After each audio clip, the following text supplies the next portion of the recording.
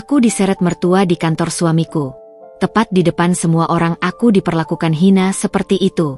Dia tak tahu bahwa aku yang memegang semua kuasa di kantor.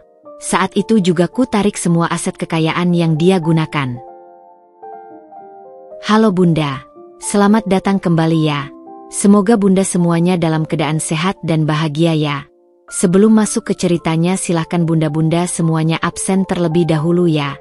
Bunda semuanya dari daerah mana saja yang sudah subscribe semoga rezekinya lancar ya. Kirana menatap pantulan dirinya di cermin besar. Gaun sutra krem yang memeluk tubuhnya, perhiasan berlian yang berkilauan di leher dan telinganya, semuanya sempurna. Dari luar, ia adalah gambaran sempurna seorang istri CEO, seorang wanita yang hidup dalam kemewahan tanpa batas. Namun, di balik senyum yang ia pasang, ada rahasia besar yang ia sembunyikan rapat-rapat. Rahasia yang membuat kehidupannya bak drama panggung yang setiap saat bisa meledak. Namaku Kirana, dan aku adalah istri dari Bramantio Adiatama, CEO Adiatama Group. Pernikahanku dengan Bram terkesan seperti kisah Cinderella modern. Aku bukan dari keluarga kaya, hanya seorang wanita biasa dengan latar belakang pendidikan yang cukup. Pertemuanku dengan Bram terjadi 5 tahun lalu, jauh sebelum ia menjabat sebagai CEO. Saat itu, Adiatama Group sedang goyah, hampir bangkrut karena kesalahan manajemen ayahnya. Aku datang ke sana bukan sebagai Kirana yang sekarang, melainkan sebagai investor misterius. Aku adalah pemilik utama RKG Investama, sebuah perusahaan investasi yang namanya hanya dikenal oleh segelintir orang. Aku telah membangunnya dari nol, dengan kerja keras dan intuisi yang tajam. Saat itu, aku melihat potensi besar di Adiatama Group. Aku menawarkan investasi besar, dengan satu syarat, identitasku tidak boleh diketahui siapapun, termasuk keluarga Adiatama. Syarat itu aku ajukan karena aku tidak ingin ada yang memanfaatkan statusku untuk tujuan pribadi. Ayah Bram, Pak Adiatama, menyetujui. Ia terdesak. Uang dari RKG Investama menyelamatkan perusahaan, dan aku mulai bekerja di belakang layar, memberikan arahan dan strategi. Saat itulah aku bertemu dengan Bram. Ia adalah pria yang cerdas, pekerja keras, dan memiliki visi. Kami jatuh cinta. Saat Bram melamarku, aku ragu. Aku takut rahasia ini akan menghancurkan hubungan kami. Tapi Bram meyakinkanku. Dia bilang, dia mencintai Kirana, bukan hartanya. Akhirnya, kami menikah. Aku menjaga rahasia itu dengan sangat hati-hati. Aku menjadi Kirana yang polos, yang mengurus rumah, yang menemani Bram ke acara sosial. Semua orang, termasuk Bu Rahma, Ibu Bram, percaya bahwa aku hanyalah menantu yang beruntung. Bu Rahma, mertuaku, adalah wanita yang ambisius dan sangat bangga dengan status sosialnya. Ia selalu ingin mengendalikan hidup Bram, bahkan setelah menikah. Baginya, aku hanyalah parasit yang menempel pada putranya. Ia seringkali merendahkanku, baik secara langsung maupun tidak langsung. Kirana, kau harus lebih sering ikut arisan. Lihat menantu teman ibu, dia sudah membuka butik sendiri dengan modal dari suaminya, sindirnya suatu kali. Aku hanya tersenyum. Aku lebih suka mengurus rumah dan menyiapkan makanan kesukaan Bram, Bu. Jawaban itu selalu membuat Bu Rahma kesal. Ia menganggapku tidak memiliki ambisi, tidak memiliki nilai lebih. Dia tidak tahu bahwa saat dia menyindirku tentang bisnis butik, aku sedang menyelesaikan negosiasi akuisisi perusahaan properti senilai triliunan rupiah. Aku menyimpang dari jalan yang seharusnya. Aku tidak ingin bertengkar dengan ibu mertuaku. Bram adalah orang yang sangat mencintai ibunya. Dia selalu menengahi, tapi tak pernah bisa benar-benar menyelesaikan masalah. Ia tidak tahu bahwa setiap kali ia membela Bu Rahma, ada luka kecil yang tergores di hatiku. Hari ini, di balik gaun mahal ini, aku merasa seperti bom waktu yang terus berdetak. Aku tahu, suatu saat nanti, rahasia ini akan terbongkar. Dan saat itu terjadi, aku tidak tahu apakah pernikahanku akan selamat. Aku hanya berharap, ketika saat itu tiba, Bram akan melihatku sebagai Kirana, wanita yang mencintainya, bukan sebagai pemilik perusahaan yang merahasiakan segalanya. Pagi itu, aroma kopi hitam dan roti panggang memenuhi ruang makan mewah keluarga Adiatama. Aku duduk sendiri di meja marmer panjang, menikmati teh hijau dan laporan keuangan di tabletku. Rutinitas pagiku selalu begini. Bram pergi ke kantor pukul 8, dan tepat setelahnya, Bu Rahma, ibunya yang tinggal di sayap terpisah dari rumah, akan turun. Aku tahu persis. Ini adalah waktu pribadi kami berdua, yang selalu terasa seperti arena gladiator tanpa pedang. Tak lama, Bu Rahma muncul. Ia mengenakan setelan sutra berwarna pastel, rambutnya tertata rapi, dan wajahnya dipoles sempurna. Ia berjalan dengan langkah anggun, seolah lorong itu adalah karpet merah yang mengantarnya ke panggung. Aku menoleh dan tersenyum ramah. "Pagi, Bu." Ekspresi Bu Rahma tetap datar. Ia menarik kursi di seberangku, gerakannya tegang. "Aku sudah bilang berkali-kali, Kirana, jangan panggil aku, Bu." Aku menahan diri untuk tidak menghela napas. Setiap minggu, percakapan ini terulang. "Maaf, Mama." "Dan teh hijau lagi? Bukankah Bram sudah bilang kau harus lebih sering minum vitamin? Kau ini terlalu kurus. Nanti Bram malah mencari yang lain." Kalimat itu, seperti biasa, adalah tusukan kecil yang sudah terbiasa kurasakan. Ia tak pernah gagal mengingatkanku akan posisiku yang tidak sepadan dengan putranya. Seolah-olah aku hanyalah hiasan yang rentan pecah. "Aku sehat, Mama." Bram tidak pernah mempermasalahkan berat badanku. Jawabku dengan nada datar, berusaha menunjukkan bahwa kata-katanya tidak mempengaruhiku. Bram memang terlalu baik, ia terkekeh sinis. Makanya dia bisa jatuh ke pelukan wanita sepertimu. Matanya memindai penampilanku dari atas ke bawah, seolah mencari cacat. "Kau seharusnya bersyukur, Kirana. Tidak semua gadis bisa menikah dengan pria seperti Bram. Kau harusnya bisa lebih baik dalam mendukungnya." Jari-jariku mengepal erat di bawah meja. Aku tahu apa yang ia maksud dengan lebih baik. Ia ingin aku menjadi menantu yang bisa ia pamerkan di arisan, menantu yang punya bisnis atau proyek sosial besar. Ia tidak tahu bahwa saat ia mencibir, aku sedang menyelesaikan negosiasi akuisisi perusahaan properti senilai triliunan rupiah. Ngomong-ngomong, aku dengar perusahaan sedang mengalami masalah kecil di departemen investasi. Tanyanya tiba-tiba, suaranya berubah penuh rasa ingin tahu. Bram terlihat sangat sibuk akhir-akhir ini. Jantungku berdetak lebih cepat. Aku tahu persis masalah apa yang ia maksud. Sebuah investasi bodong yang dilakukan salah satu direktur, yang baru saja berhasil aku bereskan kemarin malam. Aku, sebagai pemilik rahasia RKG Investama, menghabiskan 24 jam terakhir menelusuri data dan menyusun strategi untuk menutup kerugian. "Oh ya?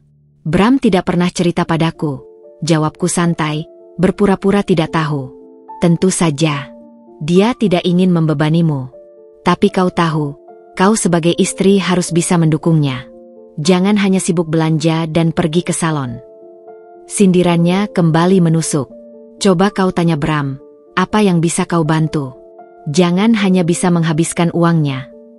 Aku bangkit dari kursi, amarah yang selama ini kupendam mulai meluap. Aku rasa aku punya cara lain untuk mendukung Bram, Ma. "Apa itu?" "Menyiapkan makan siang dan mencuci pakaiannya." Tawanya mengudara, sinis dan merendahkan. Aku tidak menjawab. Kata-katanya terlalu menyakitkan, dan aku takut jika aku membalas, rahasia yang kubawa akan terungkap. Aku berjalan ke kamarku, mengunci pintu, dan membiarkan air mata yang kutahan mengalir. Di dalam brankas, di balik tumpukan gaun mewah, aku mengambil laptop pribadiku. Di layarnya, terlihat grafik yang menunjukkan keuntungan perusahaan yang meningkat pesat, semua berkat strategiku.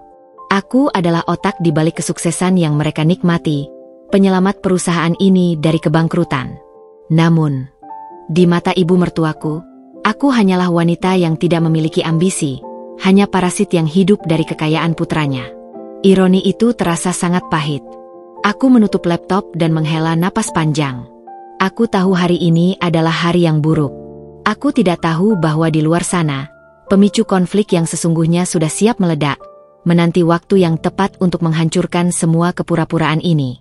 Sore itu, saat aku tengah merangkai bunga lili putih dan mawar merah muda di vas kristal, ponselku bergetar. Nama Bu Rahma muncul di layar, dan jantungku langsung berdegup tak karuan. Panggilan dari ibu mertuaku di luar jam-jam makan malam atau arisan selalu pertanda buruk. Aku mengangkatnya, mencoba membuat suaraku terdengar seramah mungkin. "Halo, Mama." "Kirana." Aku dengar Bram memberhentikan Tante Hesti dari jabatan manajer. Suara Bu Rahma di ujung telepon terdengar tajam dan menusuk. Tidak ada basa-basi, hanya tuduhan yang menggantung di udara. Aku menelan ludah. "Tante Hesti?" "Aku tidak tahu, Mama. Mungkin itu urusan kantor." "Tentu saja, aku tahu." Tante Hesti, sepupu Bu Rahma yang bekerja di Adiatama Group, adalah manajer operasional yang sudah bertahun-tahun mengemplang dana kecil perusahaan untuk kebutuhan pribadinya. Korupsi yang sepele, tapi jika dibiarkan, akan menjadi kanker. Aku yang menemukan anomali dalam laporan keuangan dan melaporkannya kepada Bram.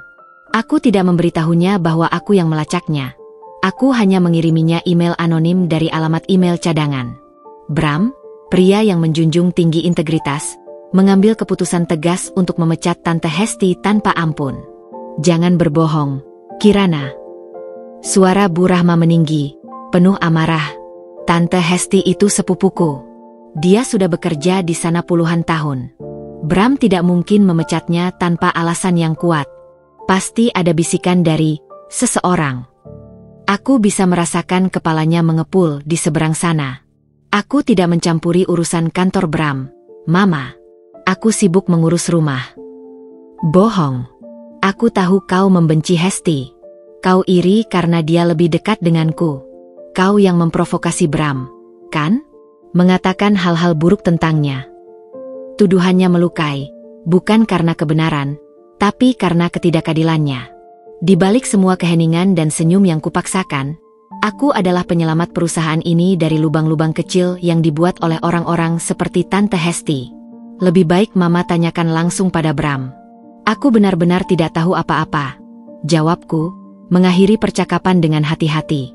Aku tak ingin membocorkan rahasia. Setelah panggilan terputus, aku merasa tidak enak. Aku tahu ini hanyalah awal dari badai. Aku meletakkan vas bunga di meja. Napasku tercekat. Aku tahu Bu Rahma tidak akan tinggal diam. Sore harinya, Bram pulang ke rumah. Wajahnya yang biasanya ceria kini tampak keruh dan lelah. "Ada apa?" tanyaku lembut, mengambil tas kantornya. "Ibu telepon aku," katanya sambil menghempaskan tubuhnya ke sofa. "Dia marah besar karena aku memecat Tante Hesti. Dia bilang ini semua ideku, kalau aku sudah termakan hasutanmu." Aku merasakan sakit di dadaku.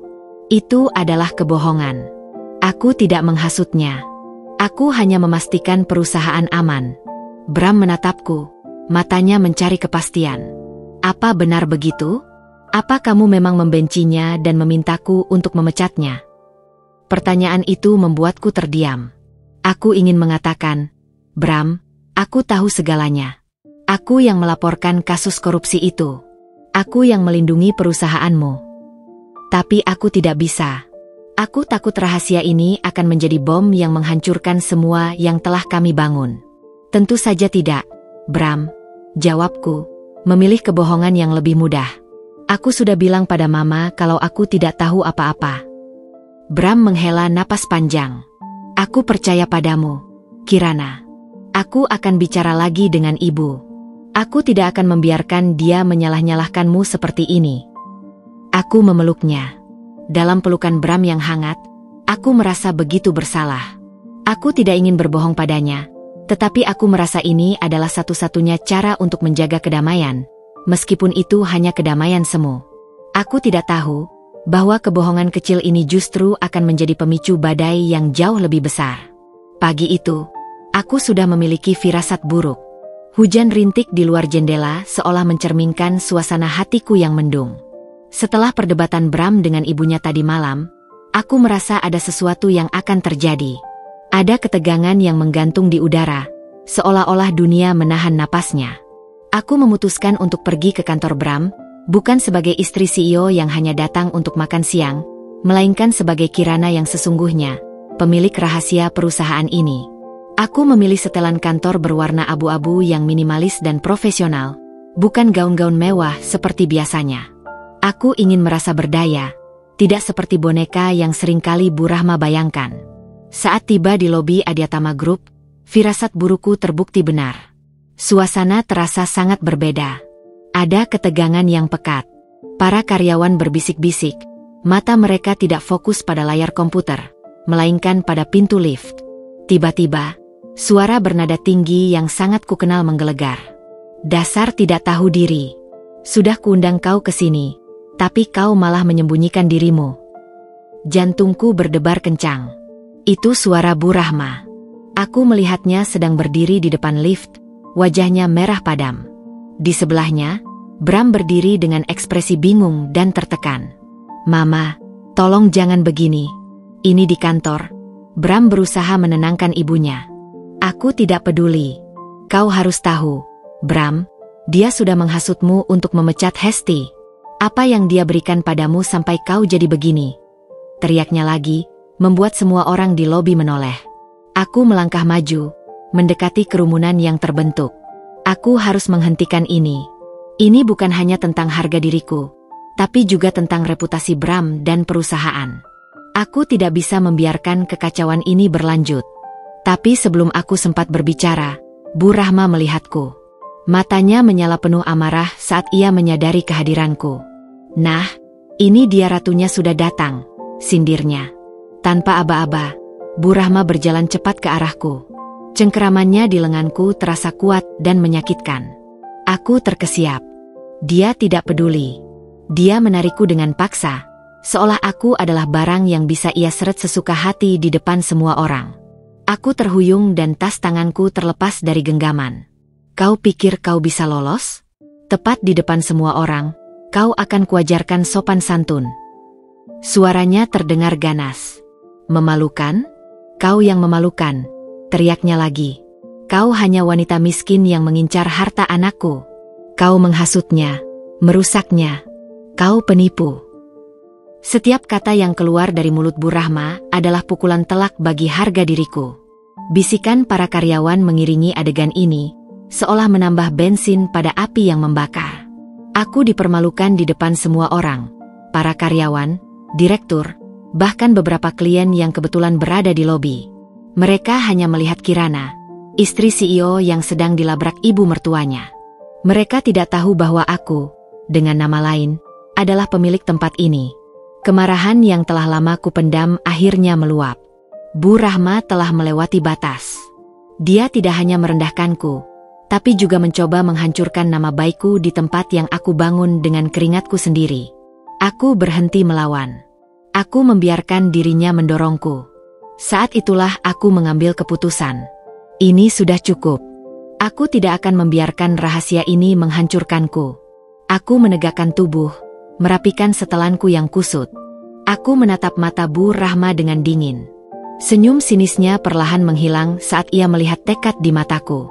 Aku akan menunjukkan padanya dan pada semua orang, siapa Kirana yang sebenarnya. Dan saat itu terjadi, semua orang akan menyesali apa yang mereka lihat hari ini. Suara Bu Rahma yang memekik histeris di lobi kantor akhirnya mereda. Bukan karena ia lelah, melainkan karena ia melihat ekspresi dingin dan tenang di wajahku. Senyum sinisnya luntur seketika. Apa yang kau lakukan? Kau gila, pekiknya, menatapku dengan mata penuh kebencian dan kebingungan. Aku tidak menjawab. Kebingungan yang ia rasakan adalah apa yang selama ini aku inginkan.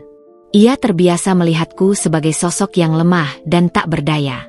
Kini, ia melihatku sebagai sosok yang sama sekali berbeda, seseorang yang tidak ia kenali. Dengan tangan yang tidak gemetar sedikitpun, aku mengeluarkan ponselku dan mendial nomor yang sudah kukuasai di luar kepala. Nomor itu adalah milik Pak Rengga, Direktur Keuangan yang juga tangan kananku di balik layar. Suara serak dan profesionalnya menyambutku di ujung sana. Selamat pagi, Pak Rengga. Mohon segera tarik semua aset perusahaan yang saat ini digunakan oleh Bu Rahma Adiatama. Batalkan kartu kreditnya, cabut fasilitas mobil, dan pastikan semua aksesnya ke rekening bisnis perusahaan dinonaktifkan. Lakukan sekarang juga, ucapku dengan suara lantang dan jelas, cukup keras hingga semua orang di lobi bisa mendengarnya. Para karyawan yang tadinya berbisik-bisik, kini terdiam. Wajah mereka, yang tadinya dipenuhi rasa ingin tahu, kini dipenuhi kebingungan dan keterkejutan. Mereka menatapku dan Bu Rahma secara bergantian, tidak mengerti apa yang sedang terjadi.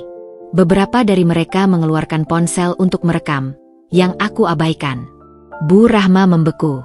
Wajahnya yang tadinya merah padam kini berubah pucat pasi. Ia menatapku, matanya membelalak tak percaya. Mulutnya terbuka dan tertutup, mencoba mengucapkan sesuatu yang tak bisa keluar. Kau tidak bisa melakukan ini. Aku Ibu Bramantio Adiatama. Ini adalah hakku. Aku tersenyum tipis, senyum yang tak sampai ke mata. Aku bisa, Bu. Semua aset itu adalah milik perusahaan. Dan perusahaan ini, seutuhnya, adalah milikku. Kata-kataku jatuh seperti bom atom. Lobi yang tadinya ramai dengan bisikan, kini menjadi sangat sunyi. Semua orang terdiam, mencerna setiap kata yang keluar dari mulutku. Bu Rahma terhuyung, seolah kekuatan dalam dirinya ditarik paksa. Tepat saat itu, Bram keluar dari lift. Ia tertegun melihat pemandangan di depannya. Ibunya yang histeris, aku yang berdiri dengan tegar, dan tatapan penuh kebingungan dari semua karyawan. Ia menatapku dengan pandangan terluka dan terkejut. Kirana, apa maksud semua ini?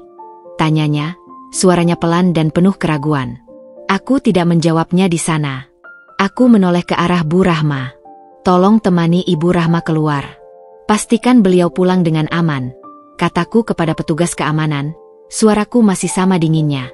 Petugas keamanan, yang sepertinya sudah dihubungi oleh Pak Rengga, segera mengantarkan Bu Rahma keluar. Mertuaku tak berhenti meronta dan berteriak, memanggil-manggil nama Bram. Bram, lihat istrimu. Dia gila. Dia menarik semua hartaku. Bram, kau tidak bisa membiarkan ini terjadi. Aku mengabaikannya dan melangkah ke lift. Aku melirik Bram dan memberinya isyarat untuk mengikutiku. Aku butuh ruang pribadi untuk menjelaskan segalanya. Di dalam lift, Bram menatapku. Wajahnya dipenuhi pertanyaan yang tak terucap. Setelah pintu lift tertutup, aku memejamkan mata, bersiap menghadapi konsekuensi dari semua yang sudah kusembunyikan. Kini, tidak ada lagi kebohongan. Kebenaran telah terungkap, dan ini adalah awal dari pertarungan yang sesungguhnya, bukan hanya melawan Bu Rahma, tetapi juga melawan keraguan di hati Bram. Teriakan Bu Rahma menggelegar sampai ke jalanan. Setelah petugas keamanan berhasil mengantarnya masuk ke dalam mobil, ia terus meronta, menendang-nendang pintu dan berteriak memanggil-manggil nama Bram. Tetapi, semua sia-sia. Aset yang ia anggap sebagai hak dan miliknya, kini telah lenyap. Di dalam mobil, Bu Rahma berusaha menghubungi Bram, tapi ponselnya terblokir. Nomor yang Anda tuju sedang sibuk. Suara operator membuat amarahnya meluap. Ia mencoba menelepon lagi, dan lagi, tapi hasilnya sama. Tiba-tiba, ponselnya mati. Ia melihat ke layar, kaget. Tagihan bulanan ponsel yang selama ini dibayarkan oleh perusahaan, kini dihentikan. Ia mencoba kartu kreditnya untuk membeli pulsa. Maaf, kartu ini telah dinonaktifkan. Suara robot yang dingin dan tanpa emosi membuat tangannya gemetar. Ia mencoba lagi dan lagi. Semua kartu, termasuk yang selama ini ia gunakan untuk belanja dan membayar arisan, kini tak lagi berfungsi. Mobil yang ia tumpangi mendadak berhenti di pinggir jalan. Nyonya, saya minta maaf. Perintah dari manajemen, mobil ini ditarik, kata sang sopir, wajahnya kaku. Silakan Nyonya turun. Bu Rahma membeku. Ia tidak bisa percaya apa yang terjadi. Ia turun dari mobil dalam keadaan linglung. Di pinggir jalan yang ramai, ia tidak tahu harus pergi kemana. Ia mencoba menelepon teman-temannya, tapi tidak ada yang mengangkat. Mereka semua pasti sudah mendengar berita yang menyebar seperti api. Ia mencoba memesan taksi, tetapi kartunya ditolak. Ia bahkan tidak punya uang tunai sepeser pun. Untuk pertama kalinya dalam hidupnya, ia merasa tak berdaya. Sementara itu, di kantor, Pak Rengga datang menemuiku. Wajahnya tegang, tetapi ada sorot kekaguman di matanya. Nyonya Kirana, perintah sudah dilaksanakan. Semua aset non-bisnis yang digunakan oleh Bu Rahma sudah ditarik, katanya dengan suara pelan. Kami juga sudah menghubungi pihak bank untuk membekukan semua rekening yang terkait dengan beliau dan perusahaan. Kartu kredit, fasilitas mobil, semua sudah dihentikan. Aku mengangguk. Terima kasih, Pak Rengga. Tolong pastikan ini semua berjalan sesuai prosedur dan tidak ada aset yang terlewat. Tentu, Nyonya. Tapi, apakah Anda yakin dengan keputusan ini? Ini akan memicu keributan besar. Dan Bram. Aku sudah memikirkannya. Pak, ini sudah keterlaluan. Aku tidak akan membiarkan ada orang yang merendahkanku, terutama di depan orang banyak. Jawabku, suaraku datar, tanpa emosi. Aku juga tidak ingin perusahaan ini terlibat dalam drama keluarga. Pak Rengga mengangguk, lalu pergi. Aku kembali menatap Bram, yang masih berdiri di sana, terdiam, terpaku oleh apa yang baru saja ia saksikan. Tatapannya kini bukan lagi bingung, melainkan penuh amarah dan kekecewaan yang mendalam. Ia tidak marah karena aset ibunya ditarik. Ia marah karena aku merahasiakan semuanya. Jadi, selama ini, semua itu bohong? Tanyanya, suaranya parau. Kamu pemilik perusahaan ini?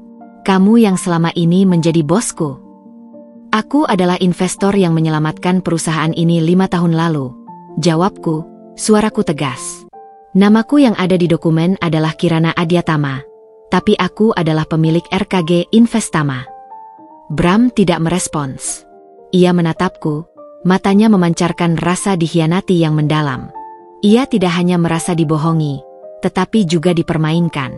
Selama ini ia berpikir ia adalah pemimpin, pahlawan yang bangkit dari keterpurukan ayahnya. Ternyata, pahlawan yang sesungguhnya adalah wanita yang ada di depannya. Wanita yang ia anggap tak lebih dari istri cantik yang manja. Kebenaran yang selama ini kututupi, kini telah terbuka. Dan aku harus siap menerima konsekuensinya, apapun itu. Kabar tentang apa yang terjadi di lobi kantor menyebar lebih cepat dari kecepatan internet. Dalam hitungan menit, seluruh Adiatama Group gempar. Para karyawan yang menyaksikan langsung adegan itu kini menjadi narasumber utama. Mereka menceritakan dengan detail bagaimana Kirana yang selama ini mereka anggap hanya istri CEO yang suka belanja, ternyata adalah pemilik perusahaan yang sesungguhnya. Di ruang makan karyawan, bisik-bisik menjadi topik utama. Kalian lihat sendiri, kan? Dia yang memberi perintah untuk menarik semua aset Bu Rahma. Dan Pak Rengga, direktur keuangan kita, langsung menuruti perintahnya. Bisik salah satu manajer pemasaran pada rekan kerjanya. Pantas saja Bu Kirana selalu terlihat santai. Ternyata dia bos kita yang sebenarnya. Sahut yang lain, suaranya penuh kekaguman. Ada yang memujiku sebagai pahlawan, tapi tak sedikit yang menatapku dengan curiga. Bisik-bisik ini tidak hanya sampai ke telinga para karyawan biasa. Para direktur dan petinggi perusahaan, yang selama ini menganggap Kirana hanya sebagai figur pelengkap, kini mulai panik. Mereka menyadari, selama ini mereka bersikap santai di hadapan orang yang paling berkuasa di perusahaan. Mereka teringat betapa sering mereka mengabaikan ide-ide Kirana yang Bram sampaikan dalam rapat, menganggapnya hanya saran dari istri CEO. Beberapa dari mereka, yang selama ini sering mengkritik keputusan Bram, kini merasa cemas. Mereka tahu, aku bisa saja memecat mereka kapan saja. Sementara itu, di ruangannya, Bram menghempaskan tubuhnya ke kursi. Wajahnya masih pucat, dipenuhi amarah dan kekecewaan. Ia menatapku, yang duduk dengan tenang di sofa seberang. Apa maksudmu dengan pemilik perusahaan? Kenapa kamu merahasiakan ini dariku? Kenapa kamu tidak pernah bilang? Aku menatapnya lurus. Aku ingin kamu mencintaiku, bukan hartaku. Aku tidak ingin pernikahan kita didasari oleh kekayaan atau kekuasaan. Tapi kamu membohongiku, Kirana. Suaranya meninggi. Kamu membiarkan aku terlihat bodoh. Semua orang di kantor ini mengira aku yang mengendalikan semuanya. Padahal aku hanya boneka, kan? Aku tidak pernah menganggapmu begitu. Bram, kamu adalah CEO. Kamu yang mengambil keputusan. Aku hanya mengawasi dari belakang, memastikan perusahaan ini tetap stabil. Jelasku. Aku melakukan ini untukmu, untuk kita. Aku ingin kamu sukses dengan usahamu sendiri, bukan karena uangku. Bram menggelengkan kepalanya. Ia tidak bisa menerima kebenaran ini. Ia merasa harga dirinya hancur. Aku tidak butuh uangmu. Aku bisa membangun perusahaan ini sendiri. Aku tidak butuh investor misterius yang ternyata adalah istriku sendiri. Konflik yang tadinya hanya seputar aku dan mertuaku, kini merambat ke hubungan kami. Bram merasa dikhianati. Ia merasa semua kerja kerasnya selama ini tidak berarti. Aku tahu itu menyakitkan, tapi aku tidak punya pilihan. Di luar ruangan, berita ini terus menyebar. Ada yang mendukungku, tapi banyak juga yang meragukan. Mereka mempertanyakan mengapa aku baru sekarang mengungkapkan identitasku. Mereka bertanya-tanya, apakah ini adalah bagian dari rencana besar untuk menguasai Adiatama Group sepenuhnya? Tanpa kami sadari, drama yang terjadi di lobi dan di ruang kerja Bram tidak hanya disaksikan oleh para karyawan, tetapi juga oleh mata-mata dari luar. Rival bisnis perusahaan, yang selama ini mencoba menjatuhkan Adiatama Group, kini menemukan celah. Mereka melihat perpecahan di dalam keluarga Adiatama sebagai kesempatan emas. Malam itu, rumah kami terasa seperti istana kosong yang dingin. Bram tidak berbicara denganku sejak kami meninggalkan kantor. Ia langsung mengunci diri di ruang kerjanya, sementara aku hanya bisa duduk di ruang tamu, membiarkan keheningan yang canggung memenuhi udara. Setiap detik terasa menyakitkan. Aku tahu ia butuh waktu, tapi rasanya seperti kami terpisahkan oleh jurang yang dalam. Aku memutuskan untuk memberinya ruang. Aku pergi ke dapur, membuatkannya kopi kesukaan yang biasanya ia minta, espresso hitam tanpa gula, lalu meletakkannya di depan pintu ruang kerjanya. Aku mengetuk pelan, berharap ia mau membukanya. Aku tahu ini berat, bisikku dari balik pintu. Tapi aku bisa jelaskan semuanya. Aku tidak pernah bermaksud membohongimu. Tidak ada jawaban.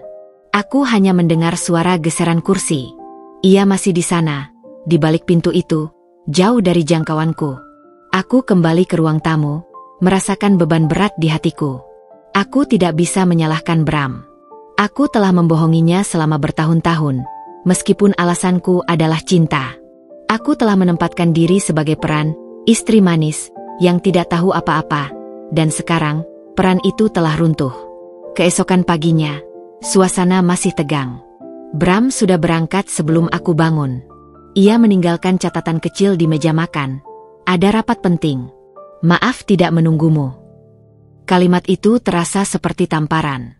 Biasanya, ia tidak pernah pergi tanpa mencium keningku dan memelukku. Pagi ini, ia bahkan tidak meninggalkan pesan teks. Ia menghilang. Aku memutuskan untuk tidak tinggal diam. Aku tahu Bram sedang bergumul dengan egonya. Aku tidak bisa membiarkan keretakan ini semakin dalam. Aku mengambil ponsel, mencari nama Pak Rengga, dan meneleponnya. Pak Rengga, tolong siapkan data mengenai perkembangan perusahaan sejak 5 tahun terakhir, kataku. Saya ingin semua laporan keuangan, proyek yang diselamatkan, dan bagaimana semua itu memengaruhi posisi perusahaan di pasar. Siapkan juga laporan tentang kerugian yang terjadi sebelum RKG Investama masuk. Pak Rengga mengerti. Ia segera mengirimkan semua data yang kuminta. Aku mencetaknya, menyusunnya dalam satu map tebal, lalu pergi ke kantor. Aku tidak berniat mengganggu Bram di ruangannya. Aku hanya menaruh map itu di meja resepsionisnya dan meminta agar diberikan padanya begitu ia memiliki waktu luang. Aku tahu ia akan memeriksanya. Aku hanya bisa berharap, dengan melihat semua data itu, ia bisa mengerti bahwa aku tidak berniat mempermainkannya. Aku ingin ia melihat bahwa aku adalah partner yang berjuang bersamanya, bukan boneka yang bersembunyi di balik layar. Sore harinya, saat aku di rumah, Bram pulang. Wajahnya masih terlihat lelah dan dingin, tapi ia tidak langsung mengunci diri di ruang kerjanya.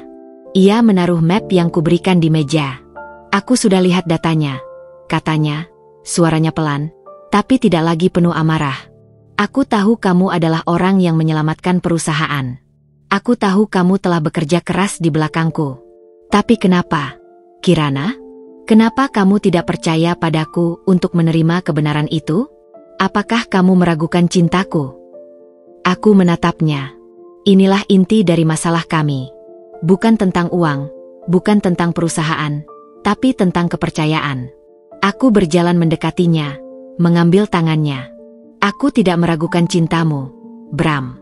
Aku meragukan diriku sendiri. Aku takut kamu akan melihatku hanya sebagai investor kaya, bukan Kirana, wanita yang kamu cintai. Aku takut jika kamu tahu, kamu akan merasa minder atau tidak sebanding denganku. Bram menghela napas panjang. Ia memelukku erat, tapi aku bisa merasakan keraguannya. Aku tidak tahu lagi harus percaya siapa. Ibu menyalahkanku, dan kamu membohongiku. Semua ini terlalu berat. Ia mencium keningku, tapi ciumannya terasa hampa. Aku tahu ia butuh waktu untuk mencerna semua ini. Keretakan di antara kami sudah terjadi, tapi aku akan berjuang untuk menyatukannya kembali. Aku tidak tahu bahwa di luar sana, musuh yang sebenarnya sedang tertawa, melihat kami hancur dari dalam. Saat kami sibuk tenggelam dalam drama keluarga, di tempat lain, musuh lama Adiatama Group mulai bergerak. Pria itu adalah Adiputra, CEO dari perusahaan rival, Nusantara Property. Adiputra adalah sosok ambisius yang selalu iri dengan kejayaan Adiatama Group. Ia melihat Bram sebagai anak manja yang beruntung, dan ia selalu mencari celah untuk menjatuhkannya. Ia memiliki jaringan mata-mata yang luas, dan salah satu dari mereka memberinya laporan tentang apa yang terjadi di lobi kantor. Adiputra melihat perpecahan ini bukan sebagai berita gosip, tapi sebagai kesempatan emas. Ia tahu, saat sebuah keluarga terpecah, benteng pertahanan mereka akan runtuh. Ia segera memerintahkan timnya untuk melacak Bu Rahma. Ponsel Bu Rahma yang sudah tidak bisa digunakan, kini kembali aktif. Ada nomor tak dikenal yang menghubunginya. "Selamat siang, Bu Rahma." Suara pria di seberang sana terdengar ramah, tapi dingin. "Saya Adiputra. Saya tahu apa yang baru saja Anda alami. Saya turut prihatin." Bu Rahma terkejut. "Siapa kau?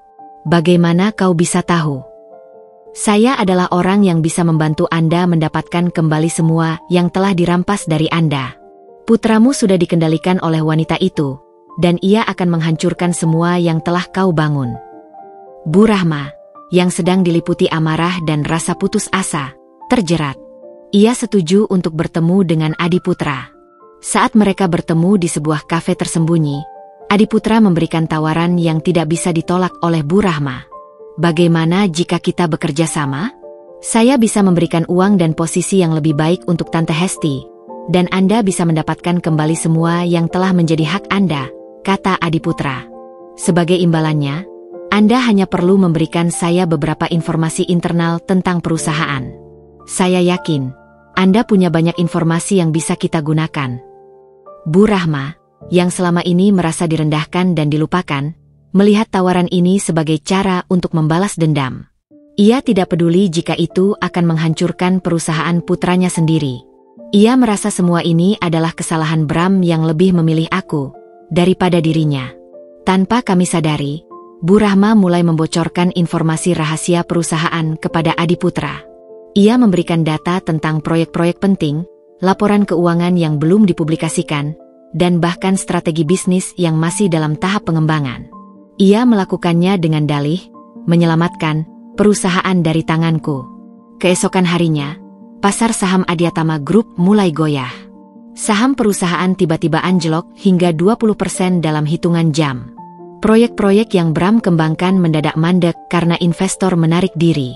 Ada desas-desus bahwa perusahaan sedang dalam krisis keuangan. Bram, yang sedang di kantor, panik.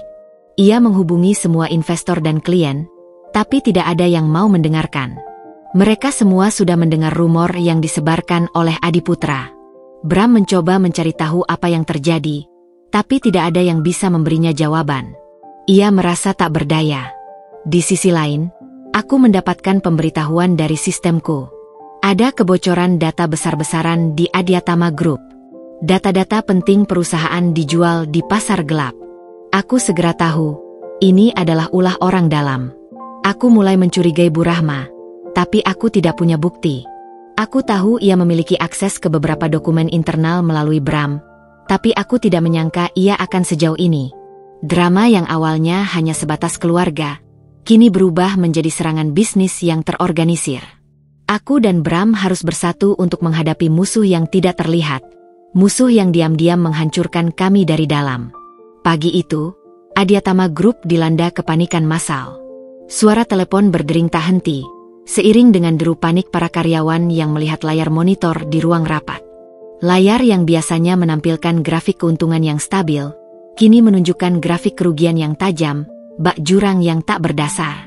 Saham terus anjlok, dan tidak ada tanda-tanda akan berhenti. Bram terlihat putus asa. Ia menghubungi para direktur, meminta penjelasan, tetapi tidak ada yang bisa memberikan jawaban yang memuaskan. "Ada apa ini? Kenapa saham kita anjlok drastis?" teriak Bram, suaranya dipenuhi frustrasi. Ia mengacak-acak rambutnya, merasa tak berdaya. Ia merasa dikepung dari segala sisi. Di satu sisi, ia masih bergumul dengan kebohonganku, dan di sisi lain, perusahaannya terancam hancur. "Kami tidak tahu, Pak Bram. Semua investor besar tiba-tiba menarik diri. Kami sudah mencoba menghubungi mereka, tapi tidak ada yang mau mengangkat telepon. Mereka bilang, sudah tidak ada kepercayaan lagi pada perusahaan," jawab salah satu direktur, wajahnya pucat. Saat itulah aku masuk ke ruang rapat. Semua mata menoleh ke arahku. Ada yang menatapku dengan sinis, ada yang menatapku dengan penuh harapan. Aku berjalan ke depan, mengambil alih kendali. "Tenang," kataku, suaraku tenang dan tegas. "Jangan panik. Kita akan cari tahu apa yang terjadi." Aku menyuruh Pak Rengga menampilkan data kebocoran yang aku dapatkan. Layar monitor menampilkan grafik yang menunjukkan waktu dan data yang bocor. "Ini bukan kerugian biasa," jelasku, menunjuk ke layar. "Ini adalah serangan yang disengaja. Seseorang telah membocorkan data-data penting kita ke pihak luar." Bram menatapku, matanya membelalak tak percaya. Ia menoleh ke arah para direktur, tapi tidak ada yang berani menatapnya. Ia merasa terasingkan. "Siapa? Siapa yang berani melakukan ini?" Aku menatapnya lurus. "Aku rasa kita tahu siapa yang bisa melakukan ini." Semua orang di ruangan itu menoleh ke arah Bu Rahma. Bram menatapku, meminta penjelasan. "Bagaimana bisa Ibu?" tanyanya, suaranya bergetar. "Tidak mungkin." "Aku tidak menuduh, Bram," kataku. "Tapi data ini menunjukkan bahwa kebocoran berasal dari jaringan internal yang hanya bisa diakses oleh orang-orang terdekatmu. Dan ibumu, saat ini, adalah orang yang paling marah dan punya motif untuk membalas dendam." Bram tidak mau percaya. "Tidak mungkin. Ibu tidak akan pernah melakukan ini pada perusahaanku. Itu perusahaan ayahku." "Apakah kamu yakin?" tanyaku. "Pikirkan lagi, Bram. Siapa lagi yang bisa melakukan ini? Dia memiliki akses, motif, dan kesempatan. Dia telah terpengaruh oleh orang luar yang ingin menghancurkan kita." Bram terdiam. Ia memikirkan semua yang telah terjadi. Amarah Bu Rahma yang membuncah, kebohongan yang ia terima, dan ancaman yang tak terlihat. Ia akhirnya menyadari bahwa selama ini, ia hanya melihat apa yang ingin ia lihat. Ia melihat ibunya sebagai sosok yang takkan pernah salah, dan aku sebagai istri yang tak berdaya. Kini, ia melihat kebalikannya. "Aku akan membuktikan kalau kamu salah," katanya, lalu keluar dari ruang rapat. Aku tahu ia akan menemui ibunya. Saat Bram pergi, aku mengambil alih komando. Aku tidak akan membiarkan perusahaan yang kubangun dengan keringat dan uangku hancur begitu saja. Aku memerintahkan Pak Rengga dan tim IT untuk mengamankan semua data dan memblokir akses-akses yang mencurigakan. Kami mulai menyusun strategi baru untuk mengatasi krisis ini. Aku tidak akan menyerah, dan aku tidak akan membiarkan kerja kerasku sia-sia. Aku tahu, Bram juga akan berjuang bersamaku, setelah ia menghadapi kebenaran yang pahit. Bram meninggalkan ruang rapat dengan langkah tergesa-gesa. Pikirannya dipenuhi oleh semua kata yang baru saja ia dengar.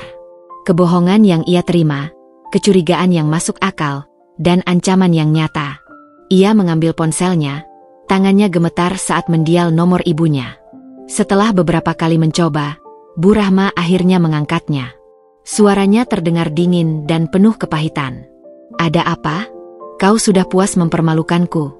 tanyanya. "Mama," Bram berbisik, suaranya parau. "Apa benar Mama yang membocorkan data perusahaan?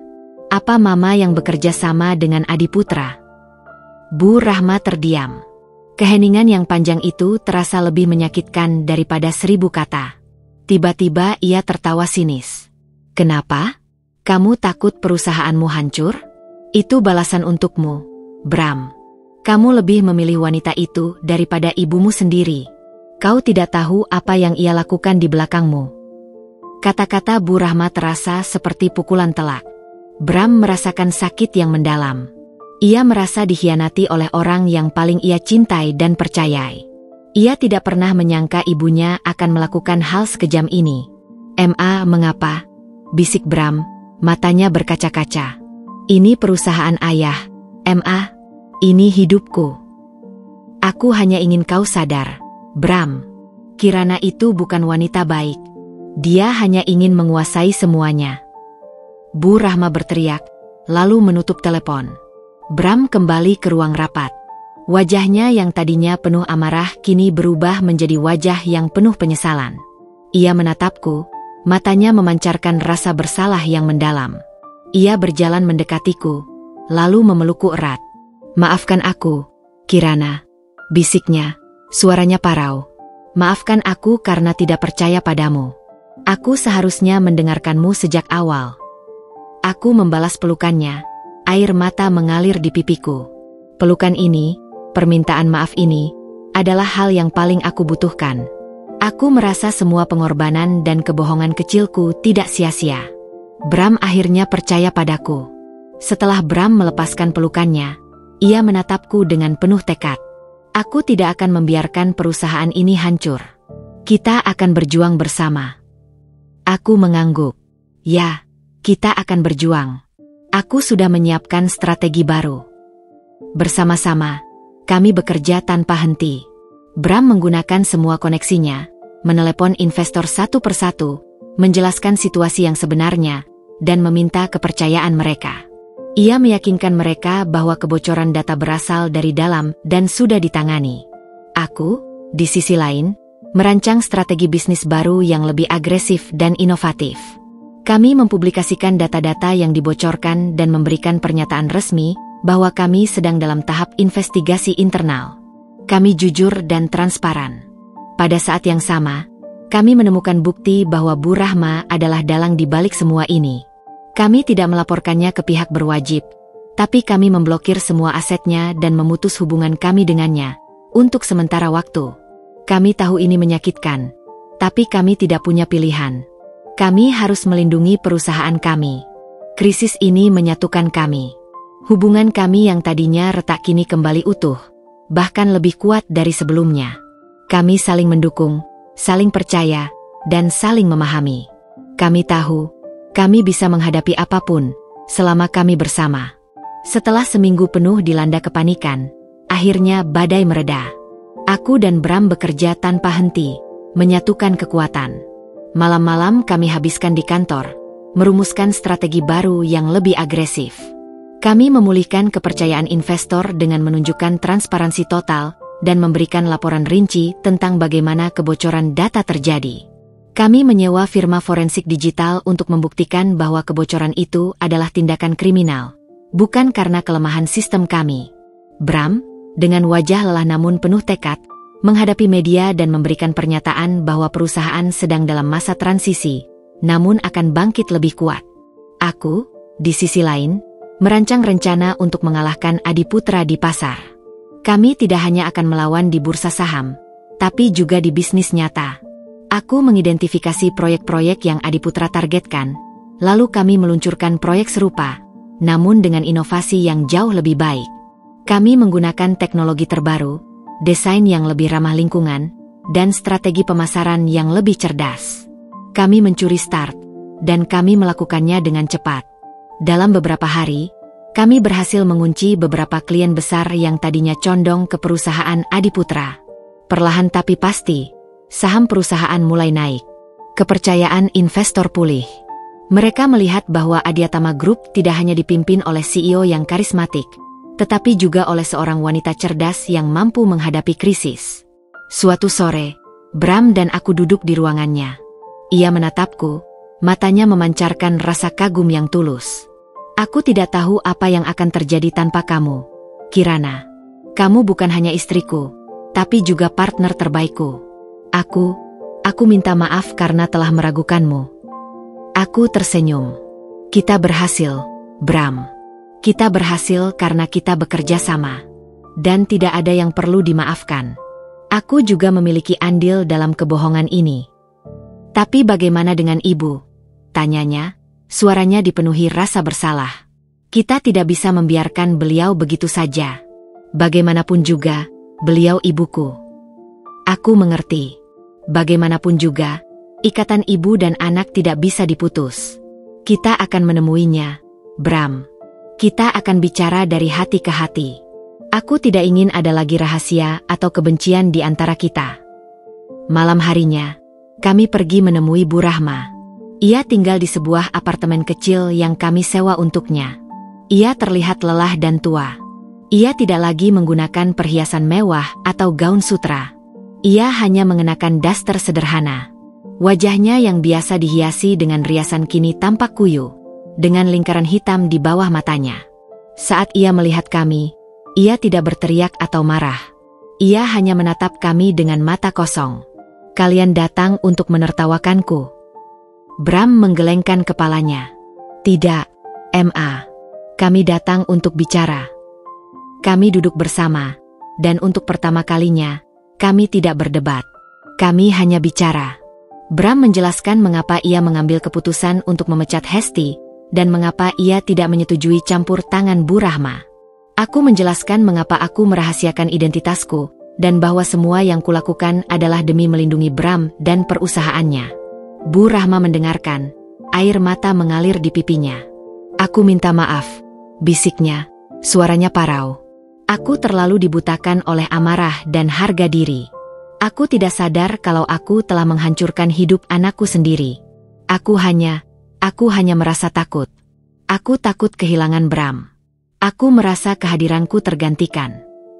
Aku dan Bram saling pandang, lalu memegang tangannya. Kami tidak tahu apakah ia akan kembali seperti dulu, tapi kami tahu, ini adalah awal dari rekonsiliasi. Meskipun rekonsiliasi awal dengan Bu Rahma telah dimulai, konsekuensi dari perbuatannya tidak bisa dihindari. Kebocoran data yang ia lakukan telah menimbulkan kerugian besar bagi Adiatama Group, dan aku, sebagai pemilik saham mayoritas, tidak bisa membiarkan hal itu. Kami harus menunjukkan kepada publik dan investor bahwa kami serius dalam menjaga keamanan perusahaan, dan bahwa kami tidak akan mentolerir tindakan pengkhianatan dari siapapun itu. Dalam sebuah konferensi pers yang diadakan mendadak, Bram dan aku berdiri di podium. Bram, dengan jas yang rapi dan tatapan yang tegas, memberikan pernyataan resmi. Ia menjelaskan secara rinci tentang serangan siber dan kebocoran data yang menimpa perusahaan, tanpa menyebutkan pelaku. Di sebelahnya, aku berdiri tegar, menunjukkan kepada dunia bahwa kami adalah satu tim yang solid. Kami mengumumkan bahwa kami telah menyerahkan semua bukti ke pihak berwajib untuk ditindaklanjuti. Penyelidikan berlangsung cepat. Pihak berwajib melacak jejak digital kebocoran data yang mengarah langsung ke Adiputra, CEO Nusantara Property. Dalam hitungan hari, Adiputra ditangkap di kantornya sendiri. Berita ini menjadi berita utama di seluruh media. Adiputra didakwa dengan tuduhan spionase industri, pencurian data rahasia perusahaan, dan kerugian miliaran rupiah. Reputasi Adiputra hancur lebur, dan perusahaannya, Nusantara Property, mengalami kerugian besar. Investor menarik diri, saham anjlok, dan ia tidak hanya kehilangan bisnisnya, tetapi juga harus menghadapi hukuman penjara yang lama. Sementara itu, Bu Rahma berhasil menghindari konsekuensi hukum. Pihak berwajib tidak memiliki bukti yang cukup untuk menjeratnya. Semua data yang ia berikan kepada Adiputra adalah salinan dari dokumen-dokumen yang ia dapatkan secara legal melalui Bram. Ia juga tidak secara langsung berinteraksi dengan Adiputra, melainkan melalui perantara yang juga sudah ditangkap. Meskipun demikian, ia harus menghadapi hukuman yang jauh lebih berat, yaitu penyesalan dan kehilangan. Ia kehilangan semua asetnya, termasuk perhiasan, mobil mewah, dan rekening bank yang dibiayai oleh perusahaan. Ia harus belajar hidup sederhana, sebuah hal yang tidak pernah ia bayangkan. Sore itu, aku memutuskan untuk mengunjungi Bu Rahma di apartemen kecil yang kami sewa untuknya. Apartemen 2 kamar tidur yang sederhana, sangat jauh dari kemewahan rumah Adyatama. Aku mengetuk pintu, dan ia membukanya. Rambutnya diikat asal, tanpa riasan. Matanya terlihat kuyu, dengan lingkaran hitam di bawahnya. Ia mengenakan daster yang sudah pudar warnanya. "Aku minta maaf, Kirana," bisiknya, suaranya parau. Aku terlalu dibutakan oleh amarah dan harga diri. Aku tidak sadar kalau aku telah menjadi boneka di tangan Adiputra. Aku hanya ingin kembali seperti dulu, ketika Bram masih hanya milikku. Aku menatapnya. Inilah Bu Rahma yang sesungguhnya. Wanita yang ketakutan, yang merasa tidak aman, yang merasa kehilangan. Aku masuk, meletakkan keranjang makanan di meja, dan duduk di sofa di depannya. "Aku mengerti, Bu," kataku lembut. "Aku tahu bagaimana rasanya merasa tidak aman. Dulu, aku pun merasa begitu. Aku takut, jika Bram tahu aku pemilik perusahaan, ia akan melihatku hanya sebagai seorang investor kaya, bukan Kirana, wanita yang ia cintai." Bu Rahma menatapku, matanya membelalak tak percaya. Kamu juga merasakan hal yang sama?" Aku mengangguk. "Ya, aku merahasiakan semuanya karena aku takut. Sama sepertimu, aku juga takut kehilangan Bram." Bu Rahma terdiam. Ia menatapku, matanya berkaca-kaca. "Aku terlalu iri padamu, Kirana. Aku iri karena Bram lebih mendengarkanmu daripada aku. Aku iri karena Bram memilihmu, bukan wanita kaya dari keluarga terpandang. Aku iri karena kamu berhasil membuat Bram bahagia, sementara aku tidak." Air mata mengalir di pipinya. Untuk pertama kalinya, ia menunjukkan sisi rapuhnya. Aku berjalan ke arahnya, memeluknya erat. "Tidak ada yang perlu diirikan, Bu. Kita semua hanya manusia yang ingin dicintai. Dan kamu tidak pernah kehilangan Bram. Dia selalu mencintaimu." Aku tinggal bersamanya sampai larut malam. Kami tidak membicarakan masa lalu yang menyakitkan, melainkan masa depan. Aku menceritakan rencana Bram untuk Adyatama Group, dan ia mendengarkan dengan penuh perhatian. Aku tahu, ia masih mencintai putranya, dan ia akan selalu menjadi bagian dari keluarga ini. Meskipun Bu Rahma tidak harus mendekam di penjara seperti Adiputra, ia harus menghadapi hukuman yang lebih berat, yaitu penyesalan dan kehilangan. Ia telah kehilangan semua yang ia miliki, dan ia harus membangun kembali hidupnya dari nol. Dan aku telah menemukan kekuatan di balik semua kebohongan dan rahasia yang selama ini kurahasiakan. Bram memutuskan untuk menemui ibunya keesokan harinya, setelah aku menceritakan pertemuan kami. Ia pergi sendiri. Di tangan kanannya, ia membawa buket bunga lili putih, bunga favorit Bu Rahma. Ia tidak tahu mengapa, tetapi ia merasa harus membawa sesuatu yang melambangkan kemurnian dan awal yang baru, sebagai simbol perdamaian. Ia tidak lagi marah, hanya merasa kosong dan dipenuhi oleh rasa bersalah yang mendalam. Ia merasa gagal sebagai seorang putra, tidak bisa melihat penderitaan ibunya. Saat ia tiba di apartemen sederhana yang kami sewa, ia mengetuk pintu dengan perlahan. Bu Rahma membukanya. Pemandangan di depannya membuat hati Bram perih. Ibunya, wanita yang selalu ia kenal sebagai sosok yang elegan dan berkuasa, kini terlihat sangat kecil. Gaun sutra mewah dan perhiasan berkilauan telah digantikan oleh daster yang lusuh dan wajah yang kuyu. Ia terlihat tua, lelah, dan rapuh. "Ma," panggil Bram lembut. Ia menyerahkan buket bunga. Bu Rahma mengambilnya dengan tangan yang gemetar. Air mata langsung mengalir di pipinya saat ia melihat bunga itu. Ia tahu Bram membawanya bukan karena formalitas, tapi karena cinta yang tulus. "Aku minta maaf, Bram," bisiknya, suaranya parau. Ia terisak. "Aku terlalu egois. Aku terlalu mencintaimu sampai aku tidak sadar telah menyakitimu. Aku takut kamu akan melupakanku setelah kamu menikah. Aku takut aku tidak lagi berarti untukmu." Bram duduk di sebelahnya, lalu memeluknya erat. "Tidak, Ma. Kamu tidak pernah tidak berarti. Kamu adalah ibuku. Kamu adalah orang yang membesarkanku. Aku tidak akan pernah melupakanmu." Mereka berdua berpelukan. Semua amarah, kebencian, dan sakit hati yang mereka rasakan, kini mencair dalam pelukan yang hangat itu. Bu Rahma menangis sesenggukan di bahu Bram, melepaskan semua penyesalan yang ia pendam. Ia akhirnya mengakui bahwa ia takut. Ia takut kehilangan satu-satunya orang yang ia miliki, satu-satunya kebanggaan yang ia punya. Ia takut bahwa di mata Bram, Kirana akan menjadi sosok yang jauh lebih penting darinya. Aku merasa tergantikan, bisiknya, melepaskan pelukan. Aku melihat bagaimana kamu menatapnya, bagaimana kamu membela dirinya. Aku iri, Bram. Aku iri karena dia berhasil mendapatkan hatimu dengan mudah, sementara aku harus selalu berjuang untuk mendapatkan perhatianmu. Aku takut kehadiranku tidak lagi dibutuhkan. Bram menatap ibunya dengan lembut. Ma, aku mencintai Kirana karena dia adalah Kirana. Tapi aku juga mencintai Mama. Tidak ada yang bisa menggantikan posisi Mama di hatiku. Mama adalah orang yang paling penting di hidupku. Bu Rahma menundukkan kepala. Ia akhirnya mengerti bahwa ia tidak perlu bersaing dengan Kirana. Ia tidak pernah kehilangan Bram. Justru ia yang mendorong Bram pergi dengan tindakan-tindakannya. Beberapa hari kemudian, Bram mengajakku untuk makan malam bersama Bu Rahma. Suasana terasa canggung pada awalnya. Kami memilih restoran yang sederhana, jauh dari gemerlap tempat-tempat yang biasa kami kunjungi. Bu Rahma terlihat lebih baik.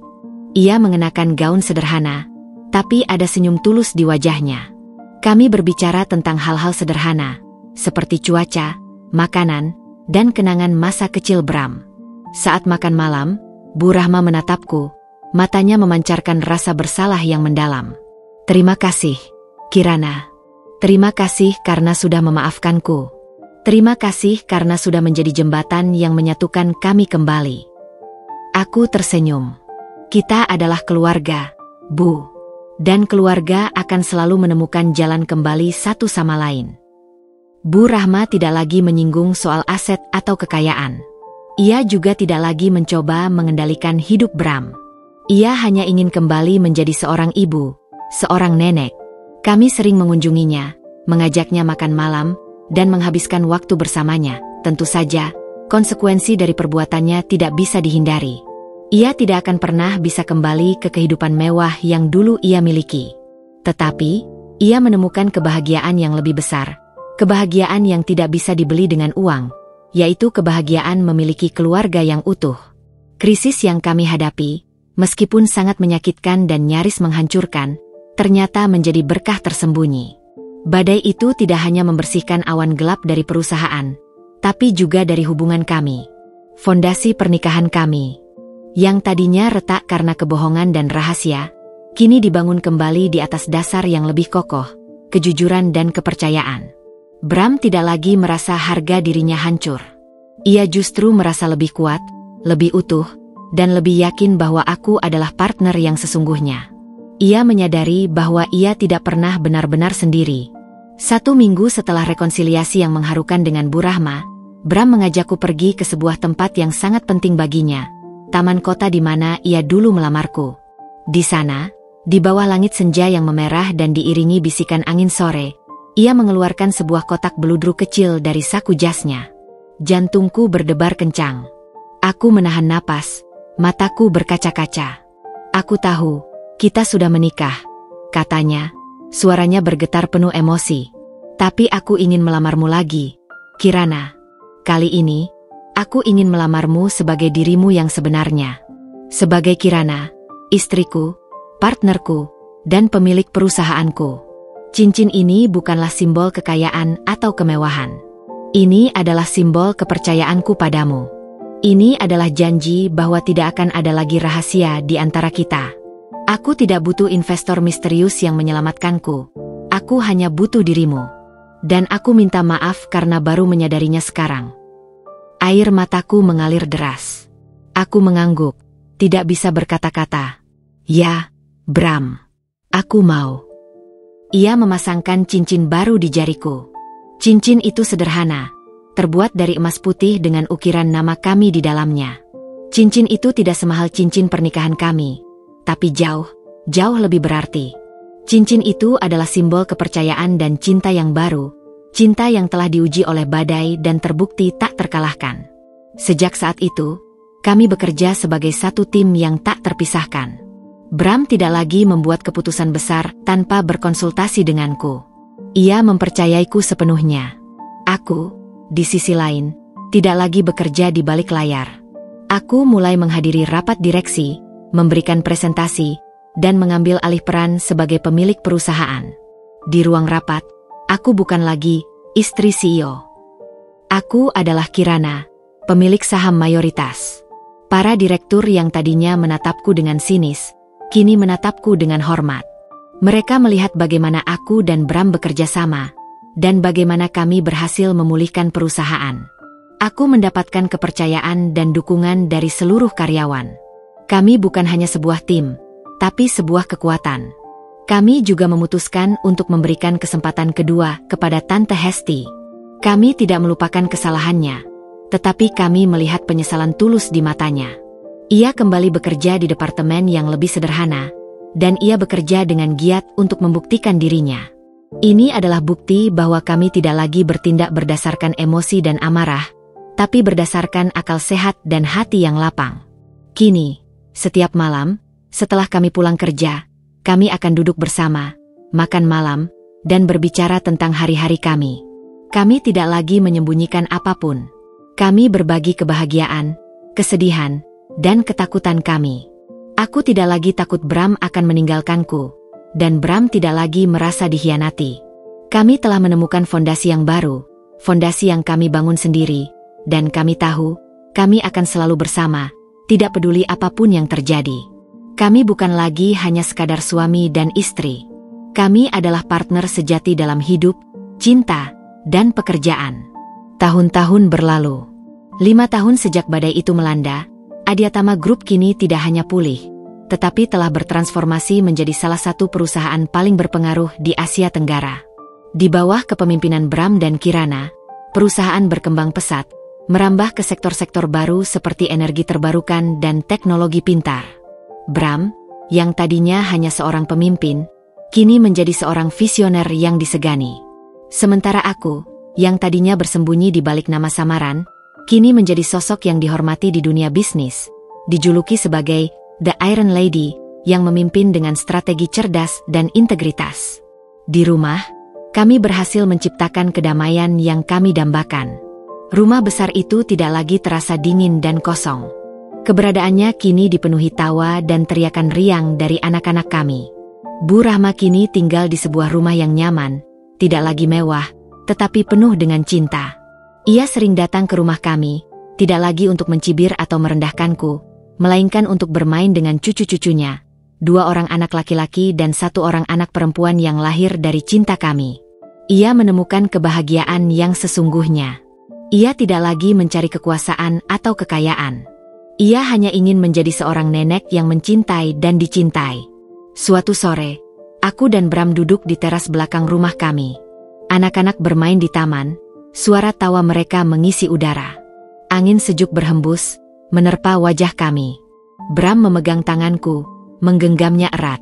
Aku tidak pernah menyangka, semua ini akan berakhir seperti ini, bisiknya. Suaranya dipenuhi rasa syukur. Aku dulu berpikir, aku tidak akan bisa memaafkanmu.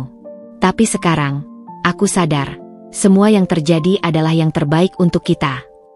Aku tersenyum, mengingat kembali hari yang mengerikan itu. Hari di mana aku diseret di depan semua orang, dipermalukan di lobi kantor. Aku tidak pernah membayangkan bahwa momen yang paling memalukan dalam hidupku, justru menjadi pemicu dari semua kebahagiaan ini. Ya. Jawabku, mataku berkaca-kaca. Kita belajar dari kesalahan. Kita belajar untuk jujur, untuk percaya, dan untuk mencintai tanpa syarat. Aku tidak lagi takut akan masa lalu. Aku tahu, masa lalu telah membentuk siapa aku, dan masa lalu juga yang membuat kita menjadi lebih kuat. Aku menoleh ke arahnya, lalu mencium pipinya. Kisah kami memang dimulai dengan kebohongan, tetapi berakhir dengan kebenaran yang indah. Kisah kami memang dimulai dengan kebencian, tetapi berakhir dengan cinta yang tak terpisahkan. Dan di tengah-tengah semua itu, kami menemukan diri kami yang sesungguhnya.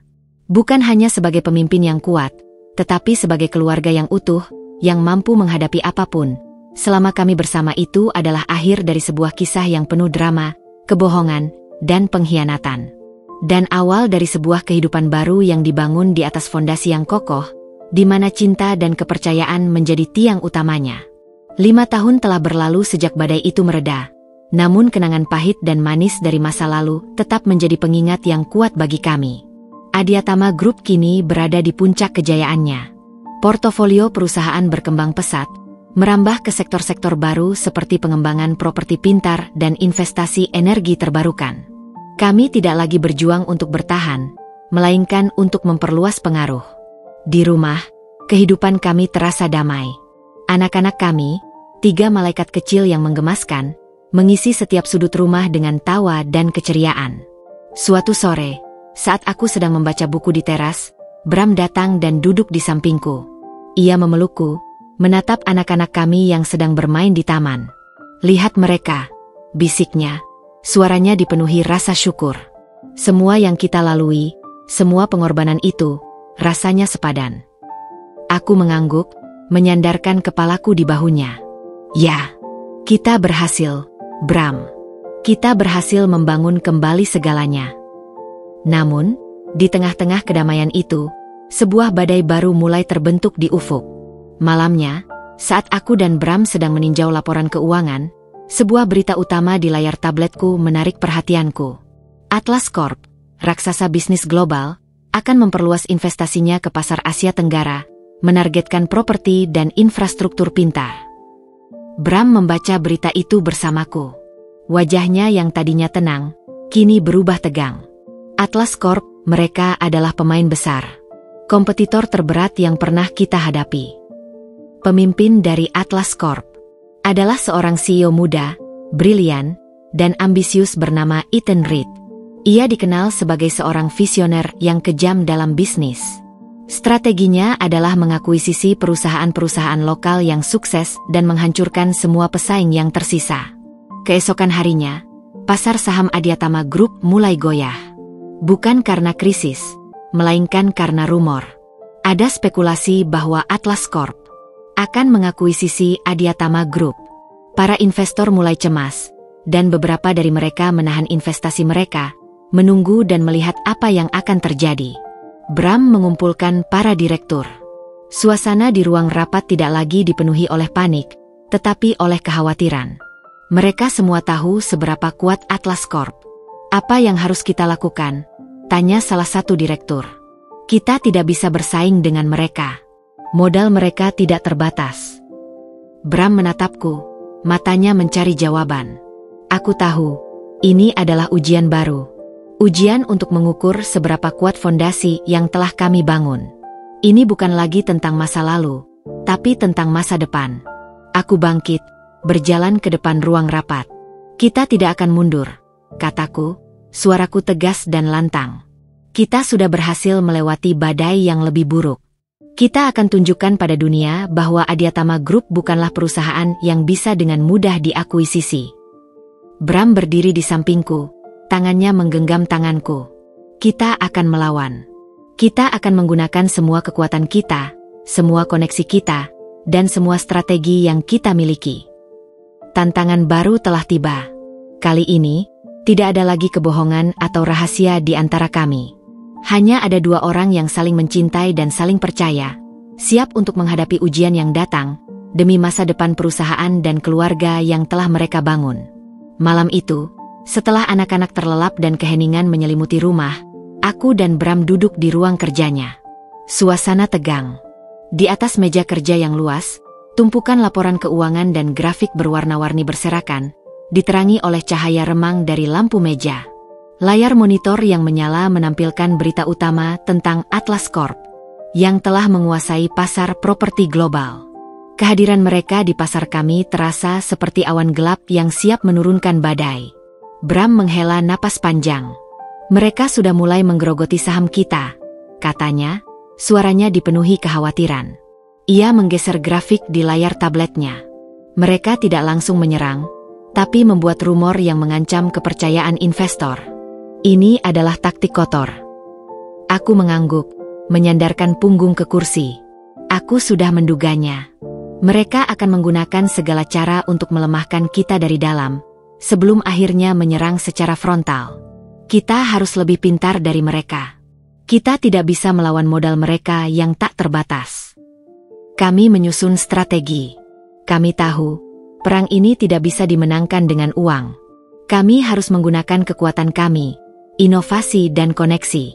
Kita akan meluncurkan proyek properti pintar kita lebih cepat dari jadwal, kataku, menunjukkan sketsa desain 3D di tabletku. Kita akan tunjukkan pada dunia bahwa kita adalah pemimpin di industri ini, bukan pengikut. Kita akan menggunakan semua teknologi yang kita miliki dan menawarkan produk yang jauh lebih baik dari mereka. Bram menatapku, matanya memancarkan tekad yang kuat. Dan aku akan berbicara dengan para investor. Aku akan meyakinkan mereka bahwa kita tidak akan menyerah, bahwa kita akan berjuang sampai akhir. Namun, di tengah-tengah semua itu, aku menyadari bahwa kami tidak bisa menghadapi ini sendirian. Kami membutuhkan bantuan. Dan bantuan itu berasal dari orang yang sama yang pernah mencoba menghancurkan kami. Kita harus menemui Mama, kataku, melontarkan ide yang mengejutkan. Bram menatapku, terkejut. Mama? Kenapa? Ia tampak khawatir. Aku tidak mau Mama terlibat lagi. Aku tidak mau dia kembali ke masa lalu. Aku berjalan mendekat, meraih tangannya. Bram, percayalah padaku. Mama adalah orang yang paling mengerti bagaimana cara musuh kita berpikir. Mama pernah menjadi bagian dari permainan kotor mereka. Kita butuh informasinya. Tapi bagaimana jika dia kembali ke cara-cara lamanya? Tanyanya, suaranya penuh keraguan. Aku tidak mau kehilangan dia lagi. Kita tidak akan kehilangan dia, Bram. Kita akan menjadi kekuatannya. Kita akan menunjukkan padanya bahwa ia tidak perlu lagi bertarung sendirian. Kita akan berjuang bersama. Aku meyakinkannya. Mama mungkin pernah menjadi musuh, tapi kini ia adalah aset terbesar kita. Tidak ada yang lebih mengenal cara berpikir Adiputra daripada dia. Dia tahu seluk-beluk permainan kotor mereka. Bram terdiam sejenak. Ia menatapku, lalu mengangguk perlahan. Ia percaya padaku. Kepercayaan yang telah kami bangun dengan susah payah ini adalah kekuatan terbesar kami. Keesokan harinya, kami menemui Bu Rahma. Kami mendapatinya sedang menyiram bunga di balkon apartemennya. Apartemen kecil itu terasa hangat dan penuh dengan kehidupan. Bu Rahma tampak terkejut melihat kami datang. Setelah kami menjelaskan semuanya, ia terdiam. Ia menatap kami, matanya dipenuhi rasa bersalah. Aku minta maaf, bisiknya. Aku telah menyakiti kalian. Aku telah menyebabkan semua masalah ini. Aku tidak pantas untuk kalian ajak bicara. Masa lalu sudah berlalu, Ma. Kata Bram lembut. Ia berjalan mendekat dan menggenggam tangan ibunya. Kami butuh bantuanmu. Kami butuh kebijaksanaanmu. Kami butuh kamu. Bu Rahma menatap kami, lalu senyum tulus merekah di wajahnya. Ia mengangguk. Ia tidak ragu lagi. Ia tahu, ini adalah kesempatan baginya untuk menebus semua kesalahannya. Ia akan membantu kami. Dan ia akan menunjukkan pada dunia bahwa ia bukan hanya seorang wanita yang pernah jatuh, melainkan seorang wanita yang bangkit dari keterpurukan dan berjuang untuk keluarganya. Malam itu, kami menghabiskan waktu berjam-jam mendengarkan Bu Rahma. Ia menceritakan tentang taktik Adiputra. Tentang bagaimana Adiputra akan menyebarkan rumor, merendahkan reputasi, dan menabur benih kecurigaan di antara investor. Ia memberikan kami daftar investor yang perlu kami yakinkan, dan ia bahkan memberikan kami beberapa ide tentang bagaimana cara melawan strategi kotor Adiputra. Dia selalu berpikir satu langkah di depan, kata Bu Rahma. Tapi dia tidak pernah berpikir tentang hati. Dia tidak akan pernah bisa mengerti bahwa keluarga adalah kekuatan terbesar kita. Kami tersenyum. Malam itu, kami menyadari bahwa meskipun kami sedang dalam perang, kami tidak akan pernah kalah. Karena kami memiliki sesuatu yang tidak akan pernah bisa Adiputra dapatkan, cinta dan kepercayaan. Dengan strategi yang matang dan informasi berharga dari Bu Rahma, aku dan Bram memulai serangan balik. Ini bukan lagi sekadar mempertahankan diri, tapi juga menyerang. Kami memutuskan untuk tidak lagi bersembunyi. Kami akan menghadapi musuh ini di depan mata publik. Langkah pertama kami adalah mengumpulkan semua investor dan pemegang saham dalam sebuah konferensi. Ruang auditorium dipenuhi oleh wajah-wajah tegang dan penuh keraguan. Atmosfernya berat, dipenuhi dengan bisik-bisik dan tatapan skeptis. Mereka semua telah mendengar rumor tentang ancaman Atlas Corp. Dan mereka datang untuk mencari jawaban. Bram berdiri di podium, wajahnya memancarkan ketenangan yang meyakinkan. "Selamat pagi, semuanya," katanya, suaranya lantang dan tegas, bergema di seluruh ruangan. "Saya tahu, ada banyak rumor yang beredar tentang perusahaan kita. Ada yang mengatakan kita akan bangkrut. Ada yang mengatakan kita akan diakuisisi. Saya di sini untuk mengatakan bahwa semua itu adalah kebohongan. Adiatama Group tidak akan bangkrut. Adiatama Group tidak akan diakuisisi." Ia tidak hanya berbicara dari data, tetapi dari hati. Ia menceritakan bagaimana perusahaan bangkit dari keterpurukan dan bagaimana integritas menjadi nilai inti yang mereka pegang teguh. Bram menjelaskan bahwa ancaman ini bukanlah krisis, melainkan ujian untuk membuktikan kekuatan sejati mereka. Sementara Bram berbicara, aku berdiri di belakangnya, mengawasi setiap gerak-gerik para investor. Aku melihat tatapan mereka berubah. Dari keraguan menjadi keyakinan, dari rasa takut menjadi rasa kagum. Kami berhasil memulihkan kepercayaan mereka. Tentu saja, Adiputra tidak tinggal diam. Ia segera merespons dengan konferensi pers tandingan.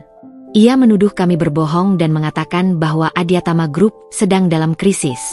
Ia berusaha memanipulasi pasar, tapi kali ini, kami sudah siap.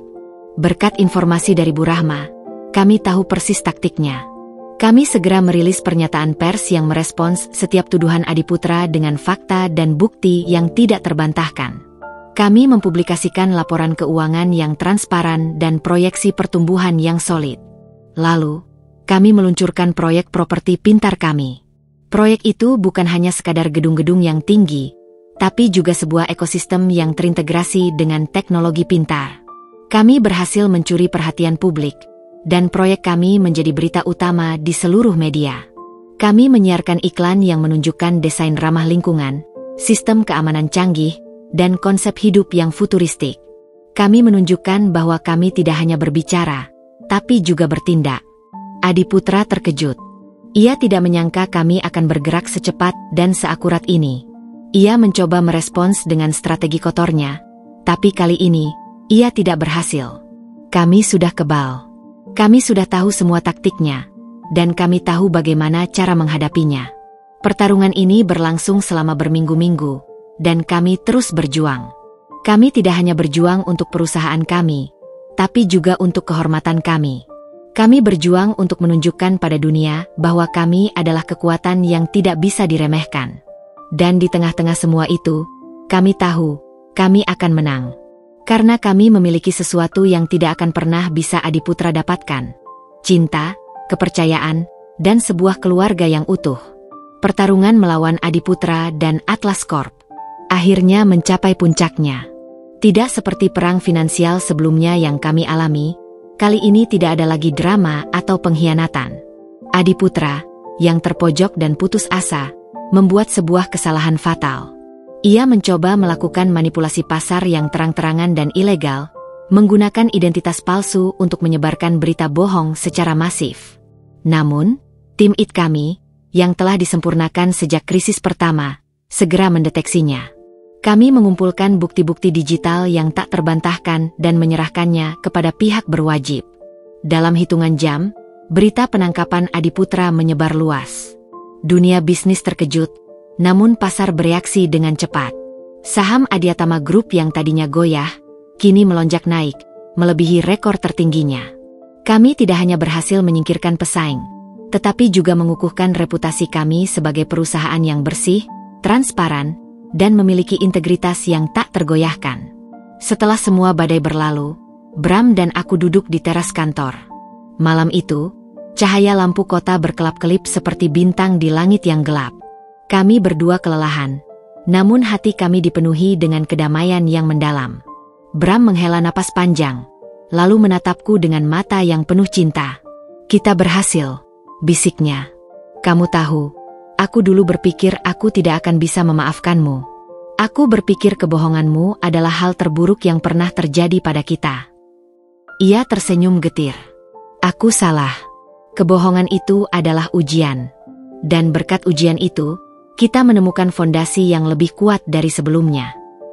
Aku memegang tangannya. Aku juga belajar, Bram. Aku belajar bahwa cinta yang sejati tidak membutuhkan rahasia. Cinta yang sejati tumbuh subur di atas kejujuran dan kepercayaan. Aku dulu takut kamu akan meninggalkanku jika kamu tahu siapa aku. Ternyata, kamu adalah orang yang paling menerimaku.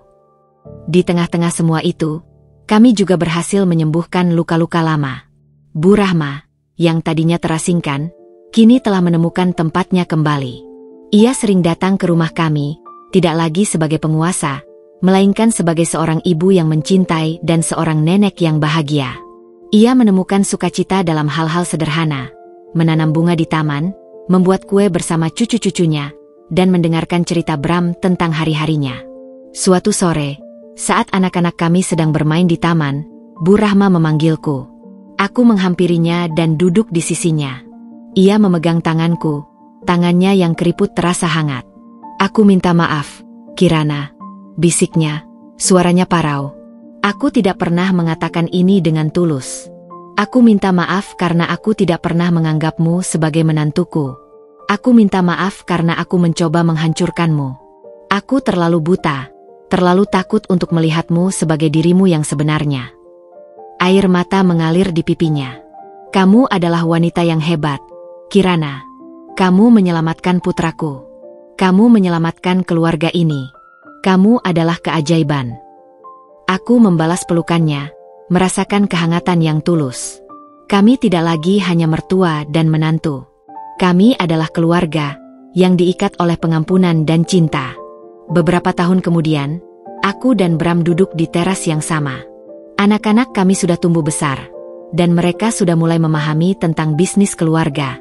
Bram menatapku, matanya memancarkan rasa syukur yang mendalam. Aku selalu berpikir, kerajaan ini adalah warisan dari ayah, katanya. Tapi sekarang, aku sadar, kerajaan ini adalah warisan kita. Warisan yang kita bangun bersama, di atas cinta, kepercayaan, dan kejujuran. Aku tersenyum. Akhir dari kisah kami bukanlah di puncak kesuksesan finansial, melainkan di puncak kedamaian hati. Aku, yang tadinya hanya seorang wanita yang dipermalukan di lobi kantor, kini adalah seorang ratu, bukan karena kekayaanku, melainkan karena cinta yang tulus dari keluargaku. Dan Bram, yang tadinya hanya seorang pangeran yang hilang arah, kini adalah seorang raja yang memimpin dengan hati, ditemani oleh ratunya. Tahun-tahun terus berlalu, dan anak-anak kami kini telah tumbuh dewasa, sibuk dengan kehidupan dan ambisi mereka sendiri. Adiatama Group telah menjadi sebuah nama legendaris di industri, sebuah bukti nyata dari kekuatan yang lahir dari integritas dan ketangguhan. Kami telah menaklukkan setiap tantangan, membangun fondasi yang tidak bisa digoyahkan oleh badai bisnis manapun. Namun, di tengah semua kesuksesan ini, aku dan Bram seringkali menemukan diri kami kembali ke titik awal. Suatu sore, Bram mengajakku berjalan-jalan di taman belakang rumah kami. Taman ini, yang pernah menjadi saksi bisu tawa dan tangisan anak-anak kami, kini terasa lebih tenang. Kami berjalan bergandengan tangan, menikmati keheningan yang nyaman di antara kami. Aku pernah berpikir, kekayaan terbesar dalam hidup adalah uang, Kirana, kata Bram, suaranya pelan dan penuh refleksi. Aku dulu begitu terobsesi untuk mengembalikan kejayaan Adiatama Group, sampai aku tidak menyadari ada hal lain yang jauh lebih berharga. Aku mengerti apa yang ia maksud. Kamu tidak pernah bisa membeli kepercayaan, Bram. Dan kamu tidak pernah bisa membeli cinta. Kekayaan sejati kita tidak ada di laporan keuangan, tapi di hati kita. Kami berhenti di depan sebuah pohon besar yang kami tanam saat anak pertama kami lahir. Pohon itu, yang tumbuh subur dan rindang, adalah metafora sempurna untuk perjalanan kami. Akarnya tertanam dalam, tidak bisa digoyahkan. Cabang-cabangnya menjulang tinggi, menjangkau langit. Kita membangun ini bersama, kata Bram, tangannya mengusap batang pohon. Kita membangunnya di atas kebenaran, di atas pengampunan, dan di atas cinta yang tulus. Ini adalah warisan kita yang sesungguhnya. Dan ia benar. Kisah kami bukanlah tentang bagaimana kami menjadi kaya atau bagaimana kami mengalahkan musuh. Kisah kami adalah tentang bagaimana kami berhasil menemukan diri kami, satu sama lain, dan keluarga kami. Kisah ini adalah tentang bagaimana kami belajar bahwa kebohongan tidak pernah bisa menjadi fondasi untuk kebahagiaan, dan bahwa satu-satunya jalan menuju kedamaian adalah melalui kejujuran dan penerimaan. Pada akhirnya, halaman-halaman yang melengkapi kisah kami bukanlah tentang bisnis atau kekayaan, melainkan tentang jejak-jejak yang kami tinggalkan di atas tanah yang kokoh. Jejak-jejak yang akan selalu menjadi pengingat bahwa di balik setiap badai, selalu ada pelangi yang menunggu. Tahun-tahun berlalu dan Adiatama Group kini berada di puncak kejayaannya. Sebagai pemimpin pasar, mereka kini berhadapan dengan sebuah peluang emas. Sebuah proyek pertambangan skala besar yang menjanjikan keuntungan triliunan rupiah.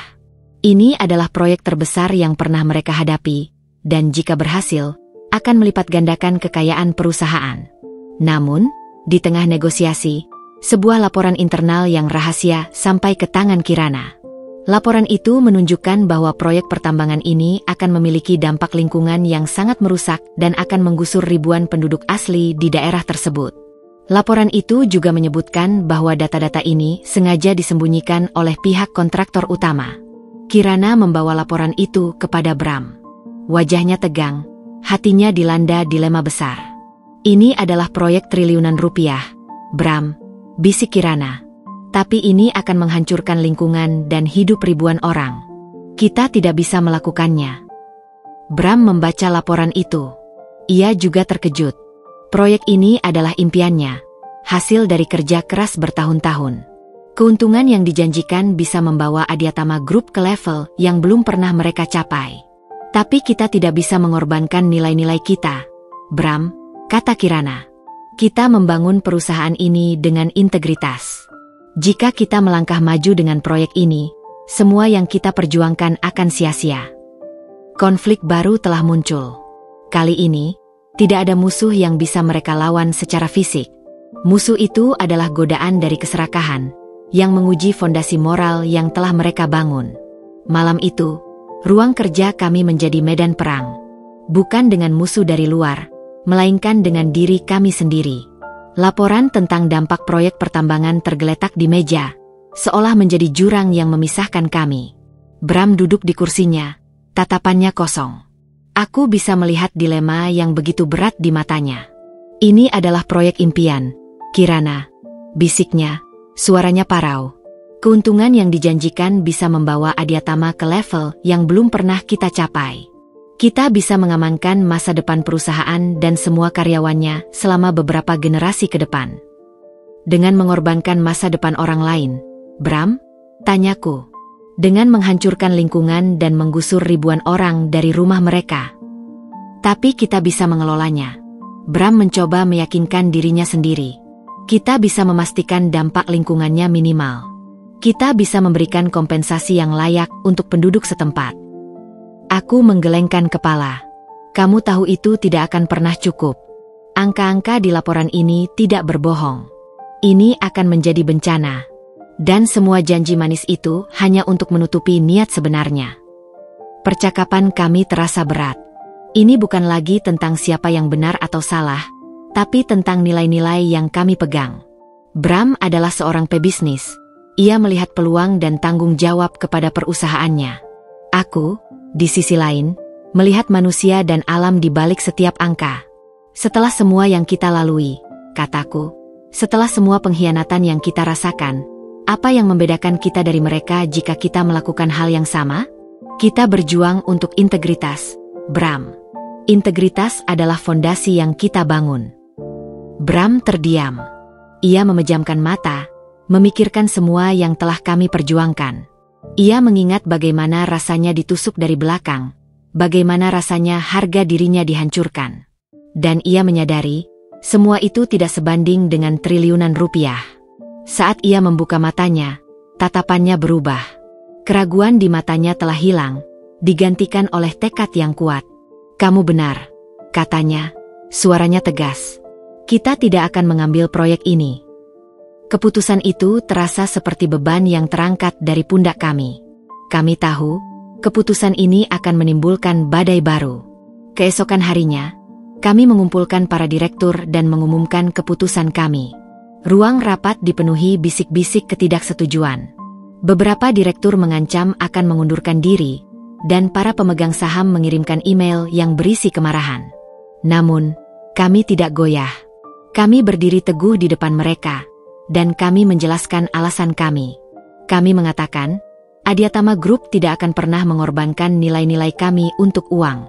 Kami akan membangun masa depan yang berkelanjutan, bukan hanya untuk perusahaan kami, tapi untuk semua orang.